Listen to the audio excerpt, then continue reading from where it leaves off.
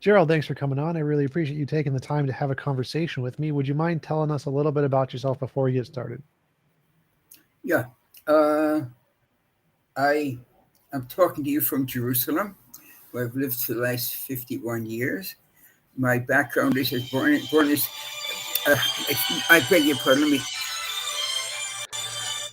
I can't take any calls now. I can't take. But someone named Gerald is coming to see the apartment. Fine, I can't take calls. Bye. Sorry. Everything, when it rains, it pours. Everything is happening at this moment. So we last a week or two ago, we wanted to do this also. I apologize. I was born in the States. Lived in the States. I went to MIT. The science background is the key part. Excuse me. Look, this is impossible. I'm in the middle of a video Zoom. Okay, bye. Okay, sorry. Okay, apologize for that. No problem. Science is the most important part for the early part. Where I went to MIT, bachelor's, master's, PhD. After that 7 years on the staff of the physics department, I've actually seen quite a few atomic bombs detonated. And anyone who's listening thinks that praying for peace or wishing for peace is adequate is foolish. I'll put it that way. You cannot imagine and these are not strategic. These are tactical bombs. They were small. Small. You cannot imagine the power of nuclear weapons unless you've experienced it. So that's my background. A lot of years at MIT, and then I've spent about 20 years actually studying this interplay between Bible and science. So when I talk about God, or the God that I'm interested in and that I relate to, is how God is described in the Hebrew Bible. Okay, the 5 books of Moses, the other writings, but primarily the 5 books of Moses. And in fact, if we're about to have Tom and I are about to have a discussion, I believe you and I are about to have a discussion. So if that's how I define the God, and I as it's described, not as I learned from a child, not what some preacher would have told me. What does the Bible say, about God in this world? And I look around the world and I see all the complexity. So I get the idea that there must be some kind of huge intelligence, which is kind of interesting, because most of the major quantum physicists say that the substrate of the universe is intelligence or wisdom. Anyway, that in the long story is my background. Can you tell me your background, Tom? Sure. I am a full-time YouTuber. I've been a full-time YouTuber for about 5 years now. My background is mostly in philosophy. I've done some study in physics as well. I'm quite well-versed in many of the topics relating to the arguments and existence of a God. I've been an atheist for 15 years-ish. I've studied extensively on the different arguments of what can indicate a God. I'm about to shut my phone off.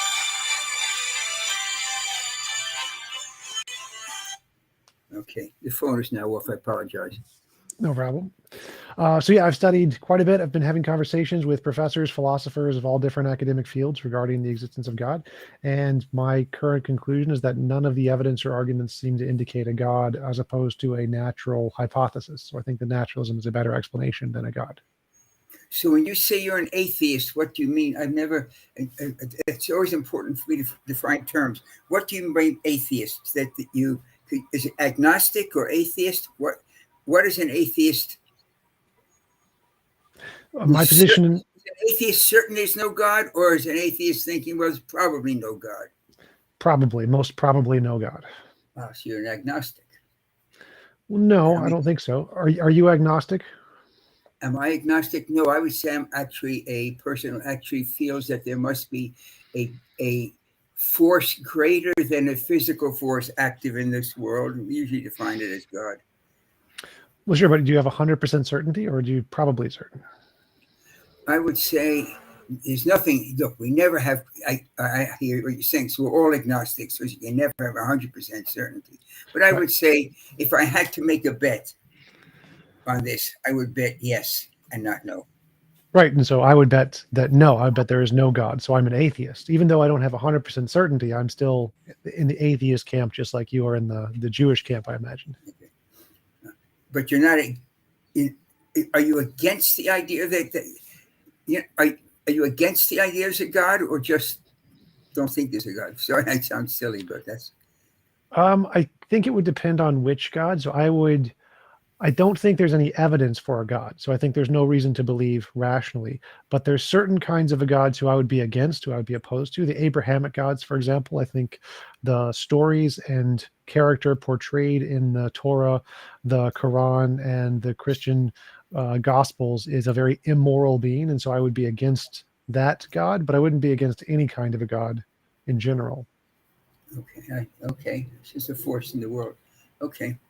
So we have our now we have our platform from which we can start. Okay, great. Yeah.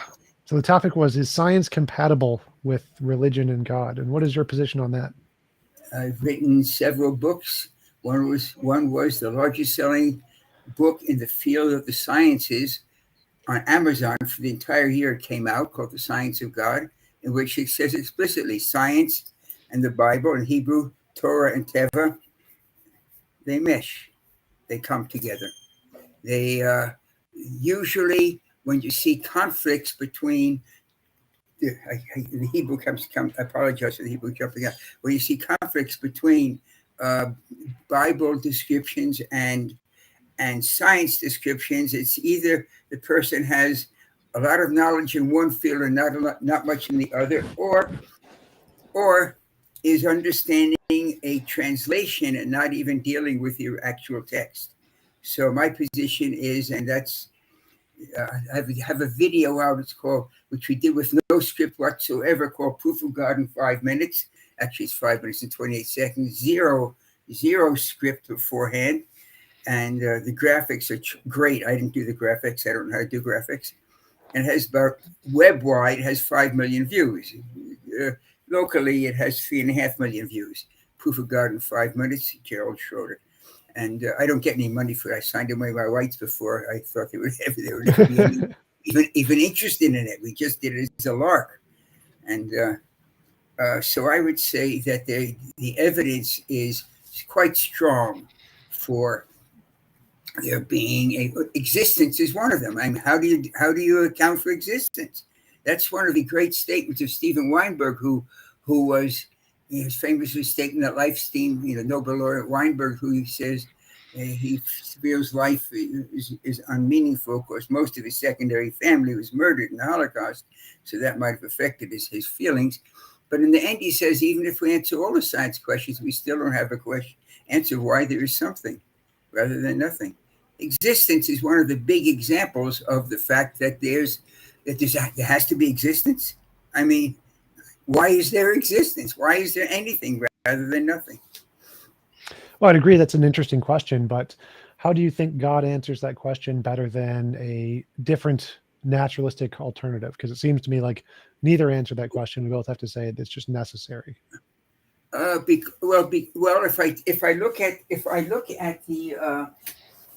If I look at the description of this is. I didn't realize I have some slides today. I think can you see this slide? Yeah, picture of the Big Bang. Okay, it's from NASA. It's directly off.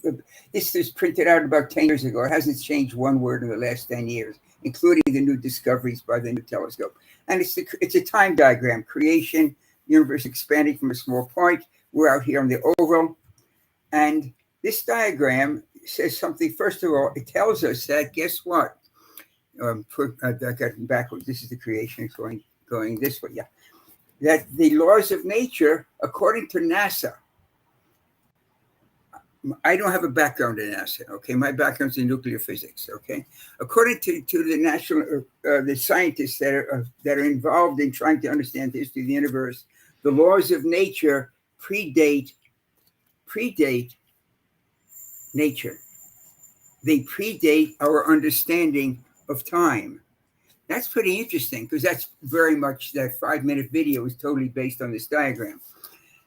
Now, the scientific community that knows this aspect of the world, and I don't pretend to, I always use their data, tells us that the universe was created from nothing, which we can't conceive of because the human mind cannot conceive of nothing. There's no way we can say nothing, but there's no black space is in nothing. Black space is space is black.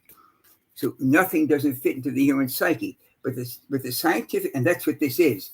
This is nothing around this. This is a time creation. Universe expands over time. This is us out here. The laws of nature predate the universe. Essentially, all these systems that describe the creation of the universe, including that famous book called A Universe from Nothing, which is science is great in it, but the conclusion is idiotic. By Krauss, tell us that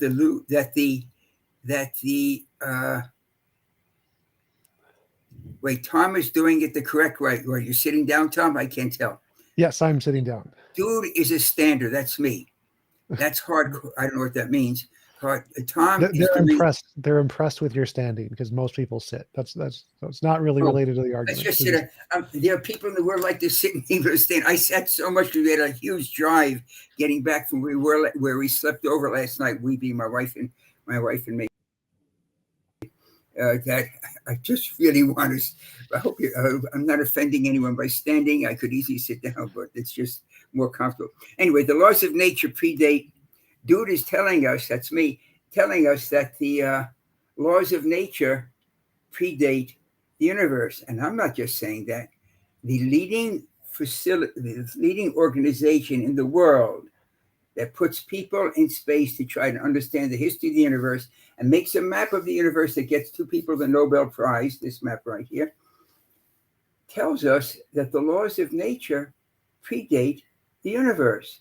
Now that's kind of interesting. Because as far as we understand time begins right here. Oh, that's a problem. The laws of nature create the universe, a quantum fluctuation. Who is Tom? What is his last name? It's terrible, my memory at the moment. But in any event, the scientist that first talked about that, it was about 50 years ago. A quantum fluctuation. That is quantum physics. That is the laws of nature. Created the universe from absolute nothing. All you need is the laws of nature. Do you understand, Tom, what that's telling us? The scientific community, not me, not you, not whoever's talking in the background or whatever, tell us the persons that deal with the origins of the universe actually get Nobel Prizes for discussing how the universe created from absolute nothing, require a system of laws. And if you look at all the descriptions that I've studied, and I don't pretend I've studied them all the descriptions of the descriptions of how the universe is created, string theory, whatever, all of them require quantum physics predating the universe. Now that's rather difficult non-theologically. That is to say, God, the God of the Bible manifests itself through the laws of nature by the statement that it says, I will be that which I will be. It's a straight statement. God self-defines God's self in the text. Not I am, I will be that which I will be. And which means that the only way you can tell there's a God is by looking around and seeing what's going on. Well, here's a big deal for what's going on. The universe is created from absolute nothing, and it requires, if you're going to get away from the word G-O-D, then you're stuck with quantum fluctuations, the laws of nature. So the fourth time, simple fact is, you got to have the laws of nature being eternal, as we define time. So yeah, I would agree. Nothing or creation. The Big Bang is a simple way of saying, Rembrandt's the simple way of saying creation is the Big Bang. The term the Big Bang was by Hoyle, Fred Hoyle. Fred Hoyle in the 1950s, early 1950s, was being interviewed on the BBC, the British Broadcasting Corporation. He believed the universe is eternal. And the interviewer, to give the program a little liveliness, he said, "Well, Professor Hoyle, what do you think about your friends, your colleagues that say there was a beginning to the universe?" And he said, "They think there was a Big Bang." He coined the term in derision. I think there was a Big Bang. Or no, they think there was a Big Bang. They think there was a Big Bang. The press picked it up. And since that term, the term for the word creation in a non-theological way, because creation sounds, God forbid, like a God, is the Big Bang. The Big Bang says one thing only: there was a beginning to the universe. Nothing Yes. achieved. So I would agree. I would agree that the beginning of our universe happened at the Big Bang, and the laws of physics predate that, and that quantum physics predates that. I think the consensus in physics is that space and time are emergent from other more fundamental quantum features, like you mentioned string theory or many worlds or multiverse or pilot wave theory. There's many different versions, but none of them include God. So I agree with all of the science you presented, but I don't see how any of that would indicate a God, because all of that can be explained by physics. It's not that the universe comes out of nothing, it comes out of quantum fields and other string theory and many worlds and other things that already exist. So none of the interpretations that explain the Big Bang to say that all of nature began at the Big Bang, nobody thinks that. Or that literally nothing existed before the Big Bang, nobody thinks that. They think that there was some natural thing, like Krauss's quantum fluctuations or the vacuum energy of space or something, or the possibilities of the different kinds of mathematical things that are functioning in quantum mechanics. There's always something there in nature without a God, and that something created our universe. And I think that's Yeah. a perfectly good explanation, that you don't need a God to explain the beginning of our universe. Well, then what I would jump from that and say, are there any indications that that which created the universe, what force of nature or whatever, are actually still active in the universe itself? Is that which created the universe active in the universe itself? Yes. And there are, I mean, that would be the next step. So now we have something that's, let's say, by our definition of time, it's eternal. Okay, not infinite, but eternal, because it's just, and that would be those laws of nature. They could, but is that activating in our universe? So I have to look around the universe and see if it looks like to me that it is just random, or is it are the indications that there's something, twiddling the dials? And it looks to me like there's something twiddling the dials. Look, there's a lot of persons that say life could start randomly. A lot of persons that say life is so complex. In fact, what did Crick say? It looks almost like a miracle. He couldn't quite get the word, it is a miracle. It looks like it almost is a miracle. But what this diagram does say is something quite extraordinary. This diagram says that these laws of nature produce energy, essentially. The physical aspect, they have the time and space would take energy, light beams, super powerful light beams, not solid stuff. And then Einstein comes along and shows E equals mc squared, etc. But what this diagram says is that light beams can become alive, that light beams can feel love, because this is the only creation. Nothing else is put into this universe according to this diagram. Okay, according to NASA, put it that way. And that these light beams became so clever that they could worry about the universe, make this fantastic system here called the WMEP satellite, or whatever, a telescope. We have more telescopes out now, and those light beams became alive. Light beams have the chutzpah to feel love, joy, because everything is made physically from this burst of energy. That's pretty amazing. I never thought that a light beam could feel love, but I guess it does, because NASA told me it could. Well, yeah, so I would agree that yes, that the Big Bang is the origin of everything, and from that there are emergent properties, including minds and love and compassion and thoughts. But I don't think those are any different than the other emergent properties. Like everything we see in the universe is an emergent property. Like at the Big Bang, there were no hearts, there were no lungs, there were no stars, there was no water. All of those things had to come about from combining already primordial substances, the plasma that existed at the Big Bang, in order to make these emergent, more complex things, crystals and hurricanes and tornadoes and solar systems. Like all of this is emergent from the more fundamental stuff. None of it was there originally. And Well, so I wait, don't you see. only mentioned physical things. I didn't hear you mention anything that wasn't physical. I mean, the emotions that arise. I wonder if are your viewers aware of the fact that what they experience as light and what they experience as sound exists nowhere in the universe. The universe is pitch black and silent as far as the experience of light goes. Photons carry the information of light, but they're not light, or the whole air would be glowing.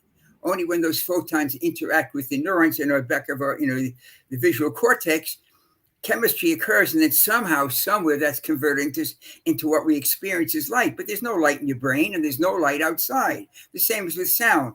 Bang, bang, molecules are moving, but the air's not booming. Only when the molecules move your eardrums. But there's no sound in your brain either. One thing I think that Cain Twitty should certainly realize that the or big egg or whatever his name that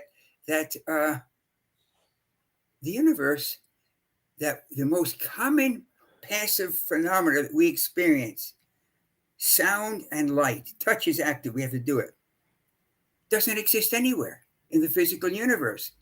There's neither what we experience sound or what we experience as light anywhere in the universe. It's only somewhere in our mind, or no one even knows where it is. But that's, in other words, there are things that are you say emergent, but they're not emergent in the physical world. Light is not emergent in the physical world. The universe is pitch black. Well, I'm an identitarian, so I think that the physical brain and consciousness are synonymous. But I don't see, even if we grant we don't know what causes those things, say they're just an unknown in the universe, why would saying that there's a God be a better explanation than saying it's an unknown natural cause? Because as far as I can tell, just the fact that we don't know. And now the example I have would have to be one in which I have to pick out a definition of the God. So the only God that I work with, or deal trying to understand, is the God of the Hebrew Bible. Okay, and it's got a track record. It said there was a small group of people ages ago that suddenly became, et cetera, and that small group of people did suddenly become ages, if I showed. It describes in 30 sentences the flow of life from the creation to humanity. Now, you only get 31 sentences in the creation chapter of Genesis, but those stages are exactly what science says happened. So it has I say that the Bible has a track record. As soon as you understand it and what it says, a straight question, Tom, do you read Hebrew? No. So you can't. So there's no argument. I mean, there's no discussion here because you don't know the Bible. Okay, I'll put it so that's a problem. That's so often the case that people find a conflict with the text itself. Like the late Stephen Jay Gould, a wonderful human being. He died several years ago of cancer. He and we knew each other. We weren't close friends. We were colleagues. I was at MIT. He was at Harvard. So you separated by 3 miles. And he's proud of saying that his family served the temple, and he could prove, and I only read these writings, by the way, after he was dead. I'm so sorry, but he could prove the Bible wasn't by God using his field. Now, he's a paleontologist. Gould said, quoting from text on days 4 and 5 of the phenomena happening, and he said, but that's wrong. We know scientifically that what's mentioned on 4 happened on 5. The sequence is out of order. The sad thing was, as brilliant as he was criticizing a text he couldn't even read. He was reading it in English. And in English, it's quite true. The Bible is wrong. But in Hebrew, it's spot on. It talks about the origin of flight. That was he got wrong. And because his English translation was birds. But the Torah doesn't say birds. It says flying animals. namely the first flying animals. I'm giving you as a simple example of how the text can be understood totally incorrectly by reading a translation. For example, eye for an eye. Now, lex talionis, everyone knows eye for an eye. Oh, so eye for an eye sounds, actually, it was a breakthrough, even if it was literal. I mean, at that time where it says that in the text explicitly, it's the same for a poor man, a rich man, everyone had the same law, which, 3,500 years ago was phenomenal. But leave that aside. But why should it be an eye for an eye? First, we take it's ridiculous, because supposing a person with two eyes takes out the eye of a person with one eye. Now that person is blind. The other guy, you can take out the other person's eye and he still see. In other words, it wouldn't be it wouldn't have the parallel wouldn't be there. But there's more logic, because in the text it says, and this wound, the Hebrew is tachat, in place of this eye, in place of eye, womb in place of womb. And then you finally get to one place where it says, for murder, there's no ransom. There's murder for ransom. But if a person kills an animal, it is life for life. Now, there's no ransom for murder, but if a person kills an animal, it's life for life. Do you really think the Bible is saying if a person kills a cat, the person should die? Person kills it? Obviously not. I mean, you'd have to be silly. Well, what is this? How does this tie back into the evidence thing? Because my goal isn't to criticize what the Hebrew Bible says. I know that I can't read Hebrew, but if you can, then you should be able to use the Bible to tell me something about the world we don't know yet. Science does this very, very well. Science gives us novel predictions about the future. The oldest translation, the oldest, how does he say, a commentary on Genesis chapter 1 is not in the beginning. That's totally not the Hebrew, but with wisdom, that the substrate of, and it's funny, the Christians say the same thing that John says in the beginning was the word, logos. But the Hebrew understanding, which predates John by many centuries, says the commentary is that the basis of creation is wisdom. With wisdom, God created the heavens and the earth. That's interesting, that wisdom, that sounds very much like quantum physics. The knowledge is the substrate of existence. How does that sound like quantum physics? It sounds like, when I get down to the basis of the physics here, I find that the universe is the expression of knowledge, of wisdom. At least that's how I see it. I don't know. I don't understand how that sounds like quantum physics, because if it was telling me something about quantum physics, I'd want it to tell me the perturbation density of space-time, or the actual energy density of space-time, or what the fine structure constant means. Like, if it tells me those things, then yeah, absolutely. But I don't see the Bible telling us any of those things. There's lots of analogies that you can interpret to kind of make it seem like. I guess I take an analogy.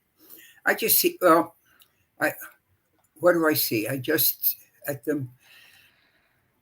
see the Torah, the Bible makes certain descriptions of the world, certain projections of the world, and it just seems to be that the world follows this way. I mean, most of it just is this history, but the history, I guess what you have to make it absolutely clear is proof that there was an Exodus.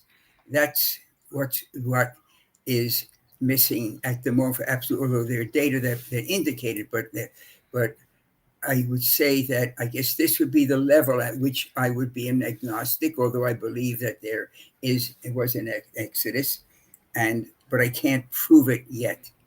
So because the rest of the argument rests on that Exodus and the exposure at Sinai.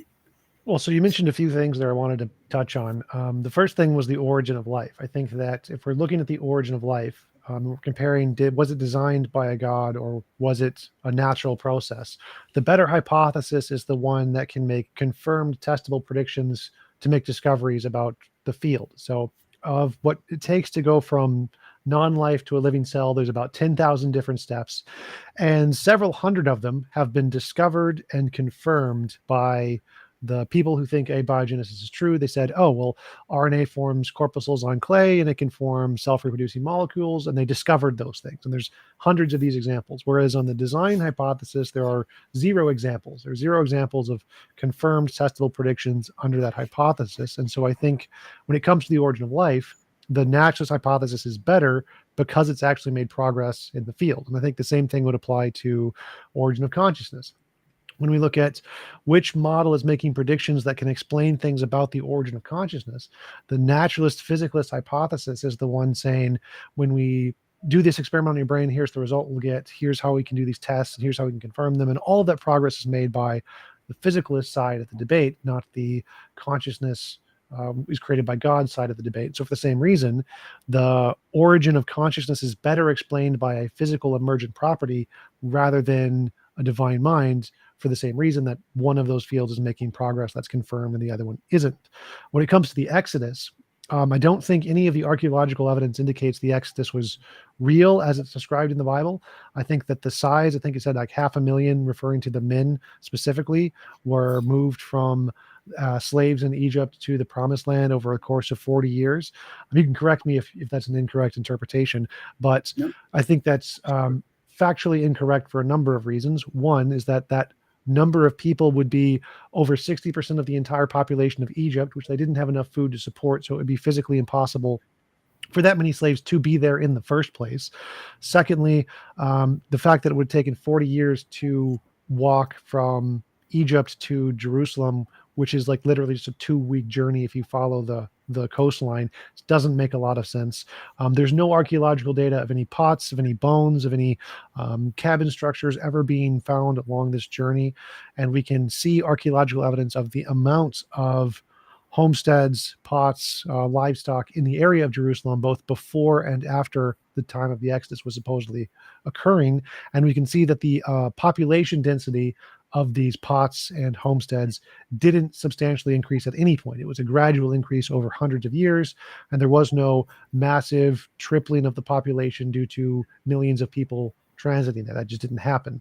And so the archaeological evidence doesn't seem to support anything like the Exodus. Moses, I believe, the consensus in history is that Moses was a fictional character who didn't exist at all. And so from the evidence of history and archaeology, it doesn't seem to support the Exodus happening. And for the other things you mentioned, there seems to be better scientific evidence supporting the naturalist physicalist hypothesis for both the origin of life and consciousness. Yes. Luckily, absence of evidence is not evidence. But that's a weak answer of mine. I agree with you. Well, actually, it is. Evidence... Can I give you an example really quick? So if I say, like, I have a cup and I say there's no water in this cup. Well, if I look and I see a lack of water in this cup, the absence of evidence of water is evidence of absence of the water. And so if there was... Absolutely. So if there was like archaeological claims that there was a massive population of people who moved from one place to another, then in every other case in human history where we see this, we see pots and geological structures and homes and things that are left behind. Like with Native Americans, we see this kind of transitions all the time. But if that doesn't exist, then that is good reason to believe, like in the water example, that it didn't happen.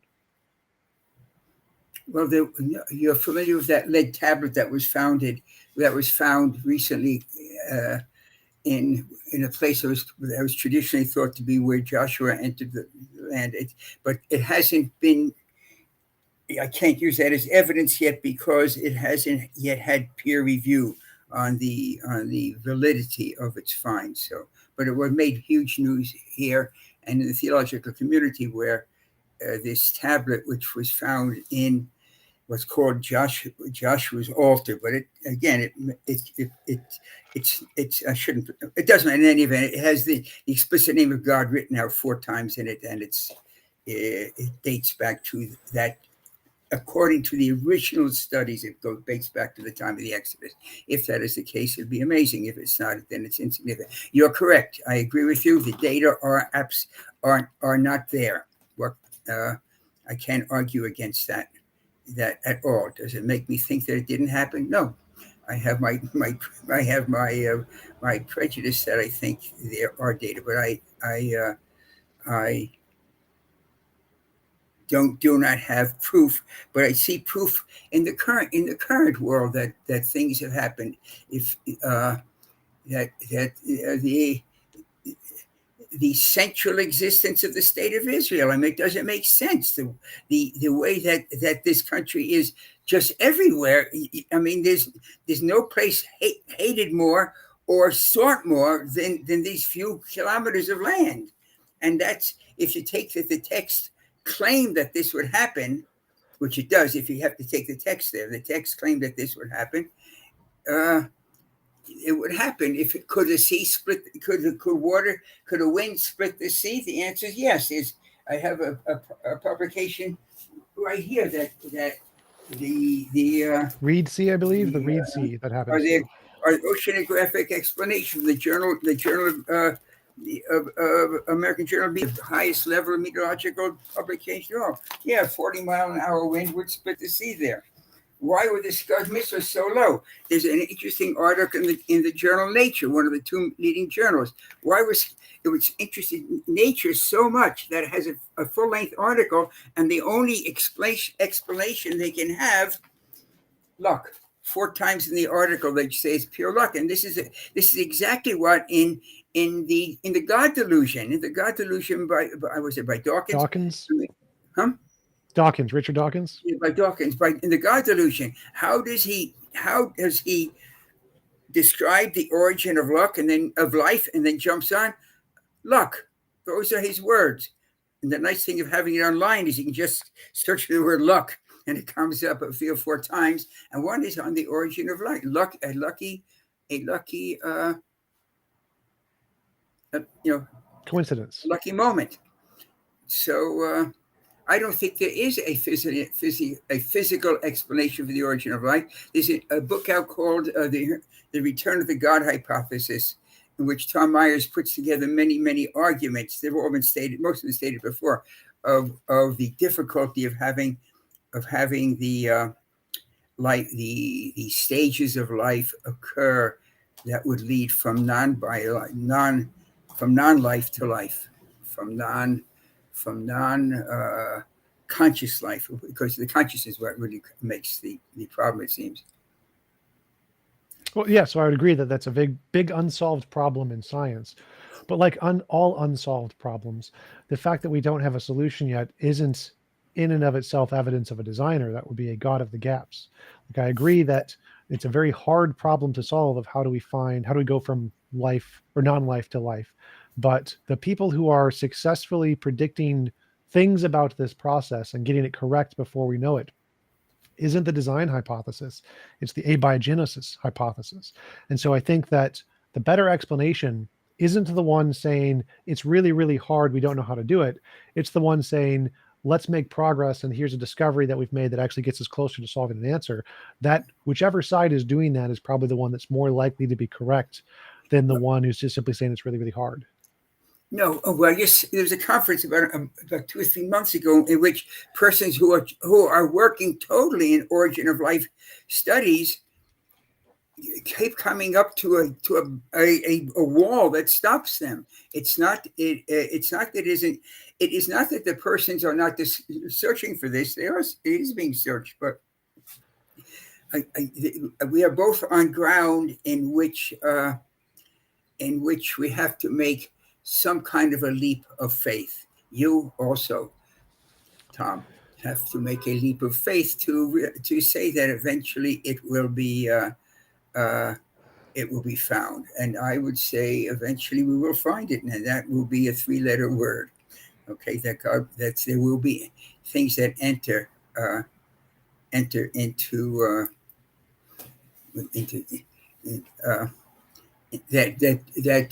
tweak the system, okay? But I don't want to use it as the god of the gaps until there is no way of finding the gap to be closed in the amount of time that we have in the world on the earth, actually, because life starts very rapidly on the earth, doesn't it? It's rather quickly that that occurs. Unfortunately, I can't read all the comments because somehow my screen, I'm sure if I click something, I need my grandchildren here to get me. They can see You can ignore the comments. The comments are just the people watching, commenting. Oh, So they're not, okay. it's not No, me. no. I'm not writing the comments. I think it's great that you have this really interested following that people take the trouble to write into you. It's call it the vote. Thank you. Call it the vote means all the honor to you that you've created a platform that has so many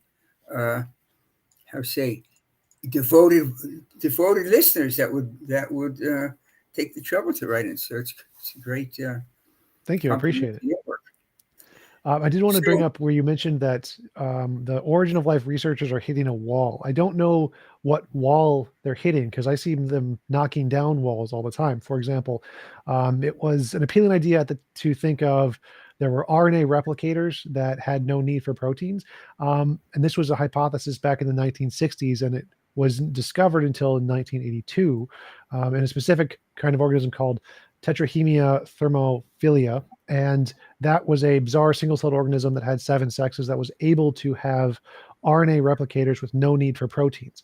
And this is one example of a progress that was made in the field by abiogenesis researchers. This is one of dozens of examples. I'm on an article from the newscientist.com where they are listing all the articles that were published in academic journals of progress in this field.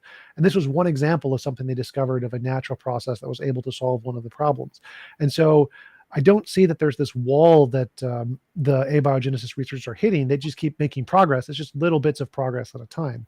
And obviously trying to go from non-living to living organism is tens of thousands of steps. And so they're not going to be able to do that all at once. But they are continuously making progress, solving one step at a time. And they have been since the 1960s.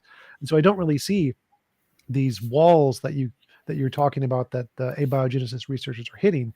They seem to be making significant progress every year. And that's why I think that it's not a faith-based claim that this is going to be discovered. I think it's an inductive claim that because they're making consistent progress, they are probably going to be able to solve this field more so than the alternative, which has not been able to make the same level of progress of the intelligent design hypothesis.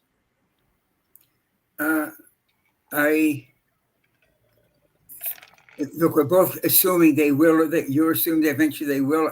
I see. At least from the conference that I went to, which had persons who are absolutely in favor of evolution's having problems with getting beyond the position that in which they are. So we're both making assumptions on this. I say that I look around the world and I see things that imply to me that there is something working that is bigger than the physical, and that's an assumption on my part. I cannot prove it. There was a huge statistical survey of again on when for some crazy reason we started getting bombarded in the first Gulf War, and the journal Nature was so intrigued that it wrote, why were the Scud missile crises numbers so low? They say luck, but it's possible to do a statistical study of why there were so few, because the nature of the bombing was known from the war between Iran and Iraq, and it's way beyond statistical in a scientific journal that would say that this happened by chance. It's just way beyond.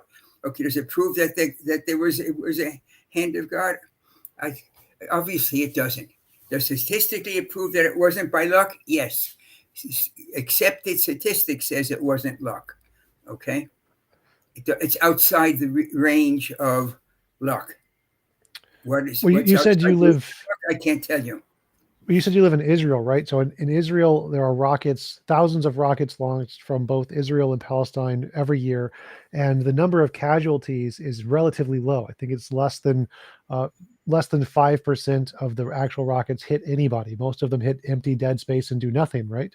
And so what's the difference there between the Scud missiles that you mentioned and the Israel-Palestine conflict? Most rockets don't actually hit anything unless you have like laser guided modern technology. Most of them are going to just hit open land. Well, we have thousands of rockets landing, but we do have the what's called the Iron Dome, which tracks the trajectory of the missile, and if it's aiming towards a populated area, rockets are fired at it to destroy it. If it's aiming towards an unpopulated area, it allows it to continue and blow up in a field. So there's something that skews those numbers. Well, okay. Where can we go from here? I'm trying to think of how I can't prove, and I don't think that you have proven to me, and you haven't proven to me that it's all random, and I haven't proven to you that it's not random.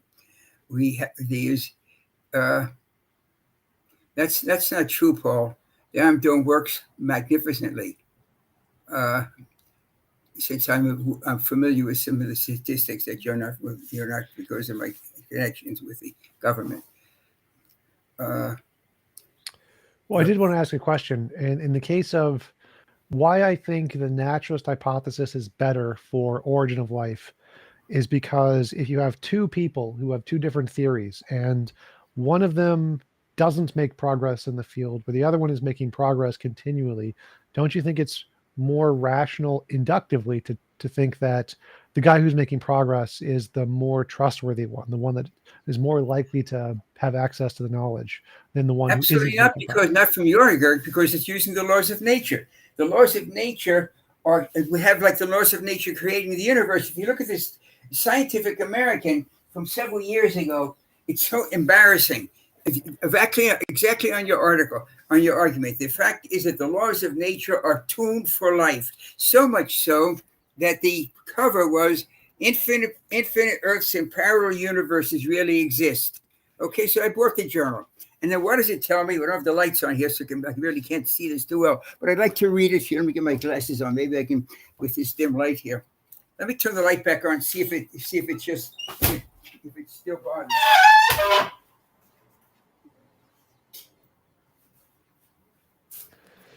Right. That's good. That's fine. Is that okay or not? Yep, that's fine. Go ahead. Not terrible. Here's the argument of the most widely read science journal, not the best, but the most widely read science journal in the world. Cosmologists infer, here we're being told that how do you explain the world? There are many worlds, and we're just happen to be in the good one. Infinite Earths and parallel universes really exist. Here it is, direct text. Cosmologists infer the presence of parallel universes by scrutinizing the properties of our universe. These properties, including in the list of forces of nature and how they overlap here, beautifully done. And they say, and a number of space dimensions, time dimensions were established by random processes during the birth of the universe. Yet they have exactly the values that sustain life. That suggests the existence of other universes with other values that don't sustain life. I mean, that's so stupid. It's embarrassing that it got by the editors. The fact that our universe is tuned for life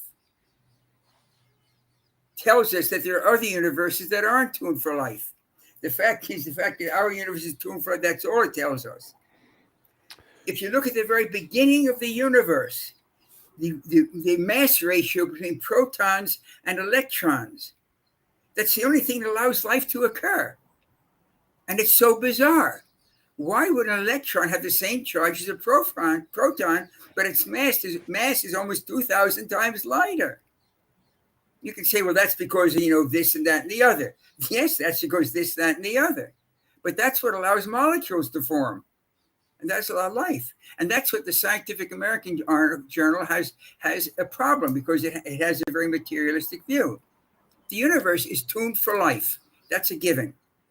The only way that they find that they can get around that tuning being by chance is that there are other universes, which we can never contact, of course, because there are other universes, which have other laws of nature. Instead of having time and space, they have Ugaldi and Zagaldi, or maybe Boogaldi and Dagaldi. Words that we don't even know about because we can't conceive of them. So our universe is tuned for life.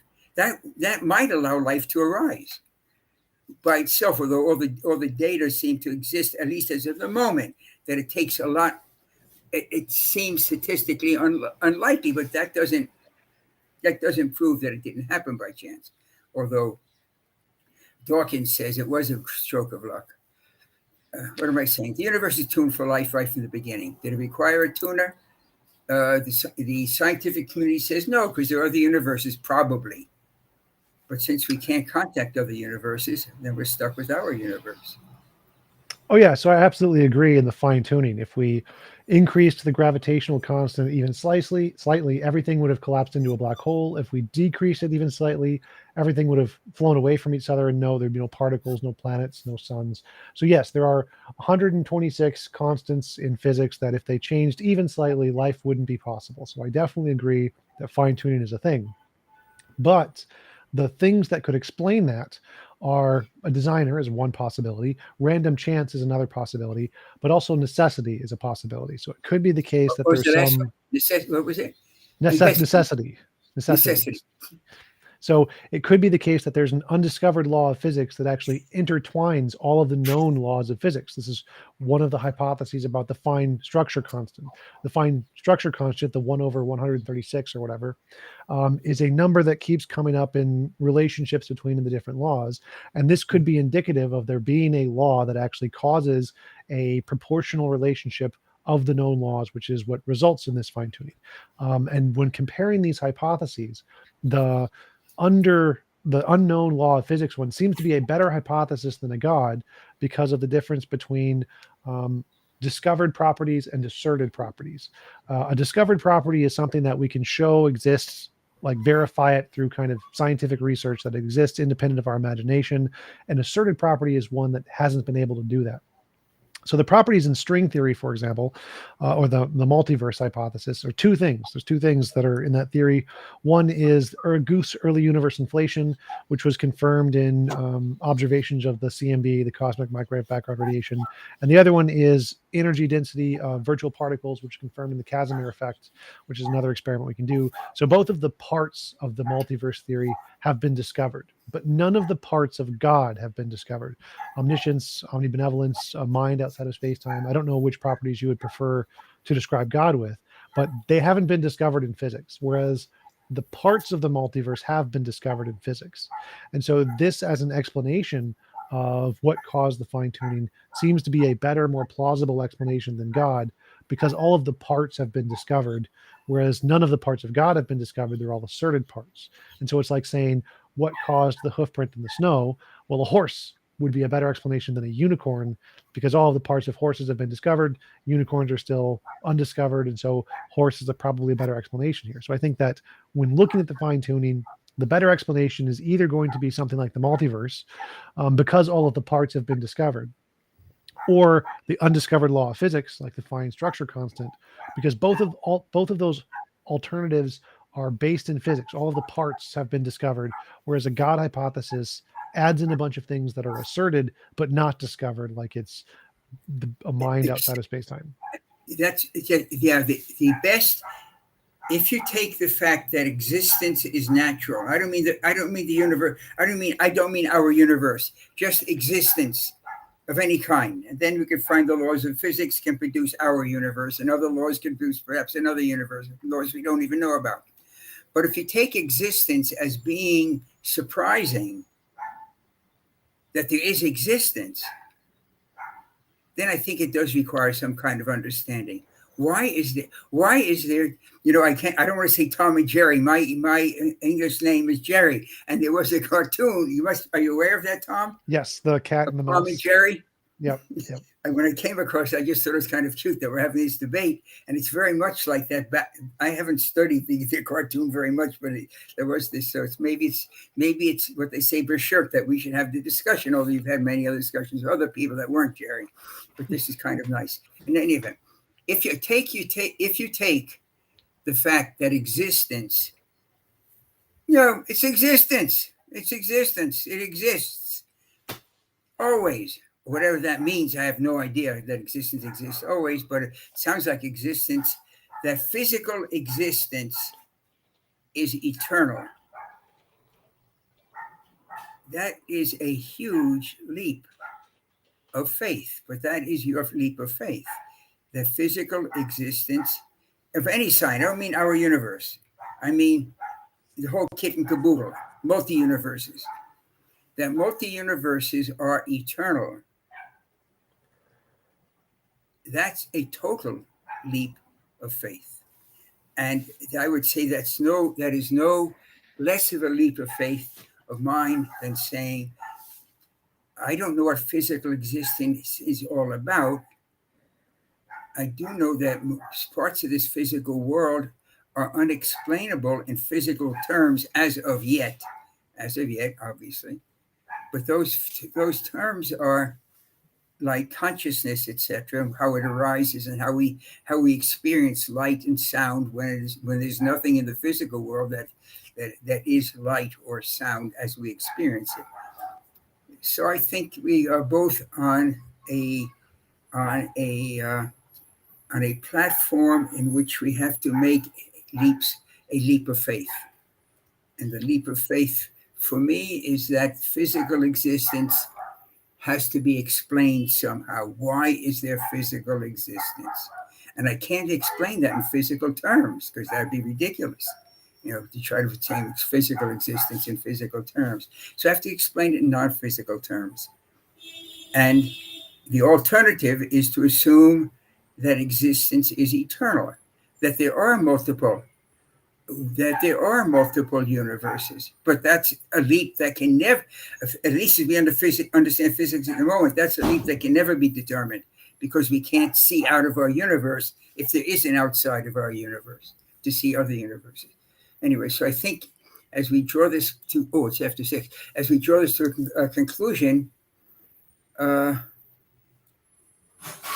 think we both have leaps of faith. And I'm glad to see, someone pointed out to me, and I'd thought of it before, actually, the very fact that you're in this discussion of atheism or not atheism is much greater and more significant than a person that just says, I don't care. I mean, in a human relationship, the greatest would be having love for one another. The worst would be total indifference to another person, not hate. Hate already shows that there's a relationship, but indifference shows that it's worse than that. Indifference is worse. The fact that this is part of that you have devoted lots of hours of your life to argue, trying to demonstrate your relationship of how you assume the world works, shows that you have, to me at least, inside of you some aspect that is arguing with God. Not that it's indifferent, because if indifferent, you wouldn't waste your time on it would be a waste. You'd be wasting your time on this if you were indifferent to God. But the fact that you have this argument, I have to say, Tom, makes me very happy. and maybe that sounds strange, but it does actually gives me joy, actually. And that's a great gift. You've given me joy. And you have also challenged me with arguments that I don't have answers for. There's no answer. There are answers that we don't have for. You want to talk about the Bible's flood? Luckily, from the wording of the text, which is never brought up, shows that it's a local flood, but which could have happened, but certainly we see some things for a local flood. Leave the flood out of this whole thing. Okay. Thank you. And I have to go now because I have another obligation, but do you a wrap-up statement, or what? Yeah. What's your pleasure since the first time I met you? Well, thank you for coming on. I really appreciate it. It was a great conversation. Do you want to give any links or references where people can find more about your work? Well, there's if you just go to GeraldSchroeder.com, there are essays talk about the age of the universe. I saw one of the chats asked about the age of the universe. The universe there are two perspectives of time. The Bible sees the perspective from time looking forward. that's one of the things I put my books on the bestseller, the physics that shows that looking back in time, the universe is about 14 billion years old. But if you looked at it from the beginning, based on the redshift, the expansion of space and the stretching of time, the redshift, it would come out to about 5.5 or 6 days. You would project the time back in time from the huge universe, and going back, the redshift would compress. It's not a trick. This has been my approach has been studied by lots of Nobel laureates in astronomy, and it's just bizarre that the stretching does change 14 billion years back into about 6 days. Actually, 5.5. It's embarrassing. It's exactly 5.5 days.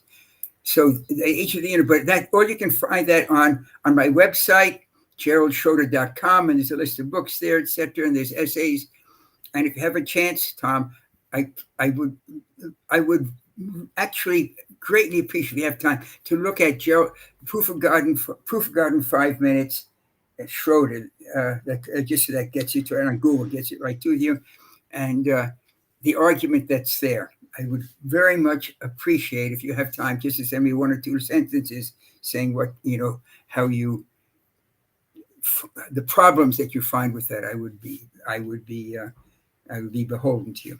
Absolutely. So, I will do that for sure. Thanks again for coming on. I really appreciate it. I hope you have a wonderful rest of your day. Thanks for giving me the opportunity. I enjoyed the conversation and the debate. And we're both struggling with exactly the same. Well, I think we're both struggling with the same question. Isn't there something in the world that's bigger than people? Ciao. Talk to you later. Bye.